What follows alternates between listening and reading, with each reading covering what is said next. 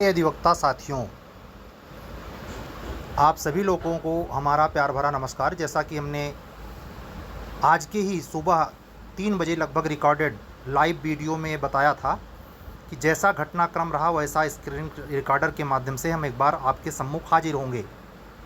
आज की डेट पर लगभग घंटे भर की हियरिंग में टोटल क्या कुछ हुआ है, क्या कुछ बहस हुई है, उसका पूरा कंटेंट 7 पॉइंट में इस आर्डर में लिखा हुआ है। आज की डेट आप स्पष्ट देख सकते हैं। कोर्ट नंबर 39 में ये मामला विचाराधीन है। हमारे पास आर्डर आते ही हमने यह उपयुक्त समझा कि आप सभी लोगों को सूचित किया जाए कि जो कार्यवाही अपने स्तर पर अपने बचाव में माननीय लोक सेवा आयोग ने किया है, उसके इस कार्यवाही को बिल्कुल अनुचित मानते हुए लाइव कोर्ट के दौरान बहस में कई बार न्यायमूर्ति महोदयों ने इस बात पर सख्त नाराज़गी प्रकट की कि आपको किसने अधिकार दिया है और किसके आर्डर पर आप सब करते जा रहे हैं। जो कुछ आपने किया है, जिन 2 लड़कों का चयन किया है और जिन 2 लड़कों को बाहर किया है, उसका पूरा रिटन रिपोर्ट 13 तारीख को लेके आइए। जो आज के लाइव बहस के दरमियान जो स्थिति थी और जो माननीय दोनों न्यायमूर्तियों का रुख था, वह यह दर्शाता है कि इसमें कुछ बड़ा जजमेंट आ सकता है।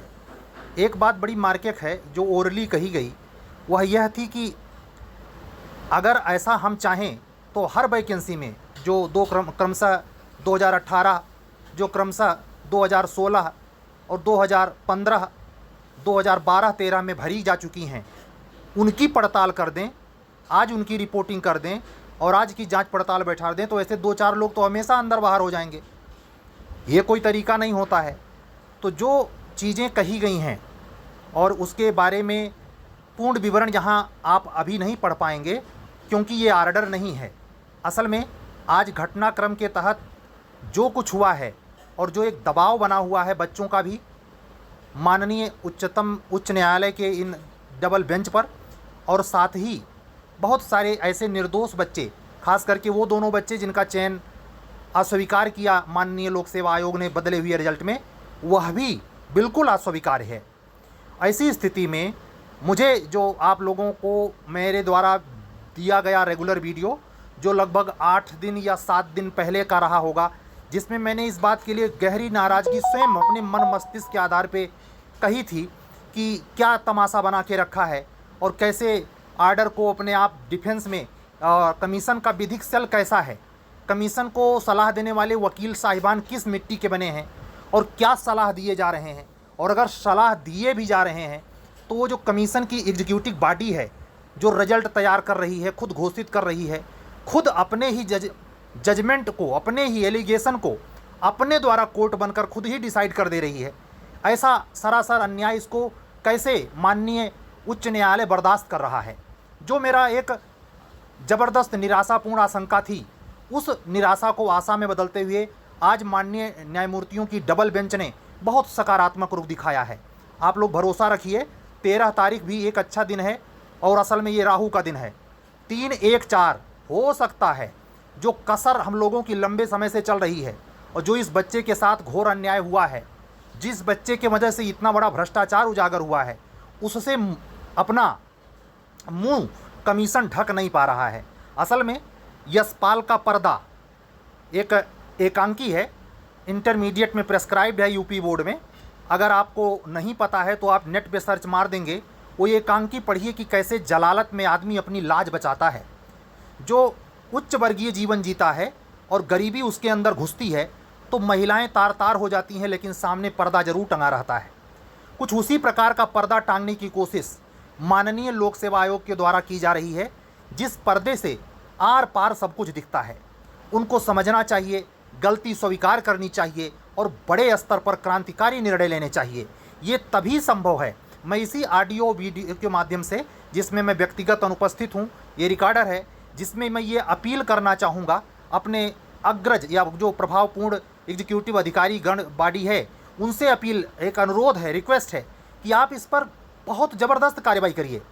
ज़बरदस्त कार्रवाई का मतलब, जिन लोगों ने कापियाँ चेक की हैं, अगर उन्हीं से आपकी मेली विगत साबित हो जाती है तो बड़े स्तर पर उच्च न्यायालय कोई निर्णय दे दे तो कोई ताजुब नहीं। पूरी भर्ती को ऐस कर दे तो कोई ताजुब नहीं। इसमें जिस स्थिति में मामला लटक रहा है ये खतरे की घंटी है। और मुझे साफ नज़र आता है कि जो लोग गलत ढंग से कमीशन के इस भ्रष्टाचार के चलते सिविल जज जूनियर डिवीज़न बन गए हैं, उनका दबाव ठीक उसी प्रकार से कमीशन पर पड़ रहा है जैसे 2016-17 के दरमियान राजनाथ सिंह के द्वारा आसान्वित और बाद में भाजपा सरकार द्वारा लगाई गई यूपी कमीशन पर सीबीआई जांच के चलते 1.5 साल के अंदर दबाव बन गया था।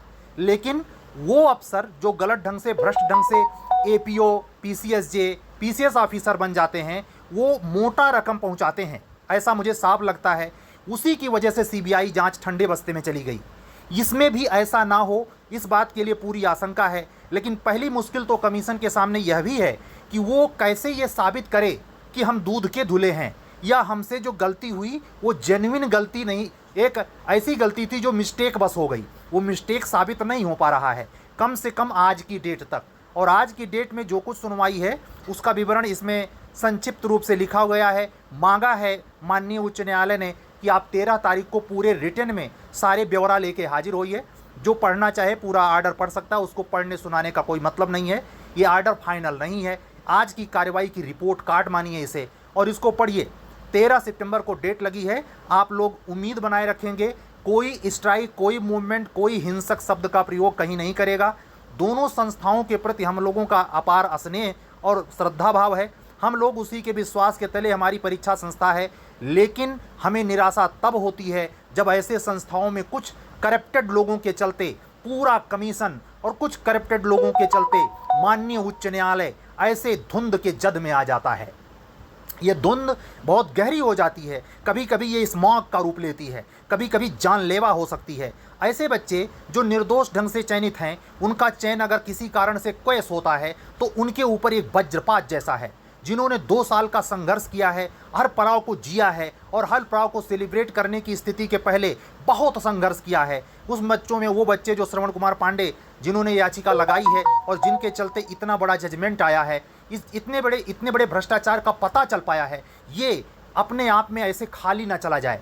मैं अपने इस वीडियो के माध्यम से इस बच्चे के प्रति गहरा अनुराग रखते हुए माननीय न्यायमूर्ति महोदयों से, इलाहाबाद हाई कोर्ट के अधिवक्ता और बार का मेंबर होने के हैसियत से एक रिक्वेस्ट करता हूं कि सर इसको न्याय करिए। इसमें ऐसा न्याय होना चाहिए कि भविष्य में आने वाला उत्तर प्रदेश लोक सेवा आयोग का कोई लोक सेवा आयोग का अध्यक्ष, सदस्य, समीक्षा अधिकारी इस वैकेंसी में क्या किसी वैकेंसी में करप्शन करने, रिश्वत लेने, भ्रष्टाचार को बढ़ावा देने, गलत ढंग से चयन करने के लिए बल ना पाए। वो उसको इतना जजमेंट से हतोत्साहित कीजिए, दंडित कीजिए, जिससे न्याय की ये इबारत लंबे समय तक जेहन में सारे अभ्यर्थियों और सगरों समाज में ताज़ा बनी रहे। सत्यमेव जयते।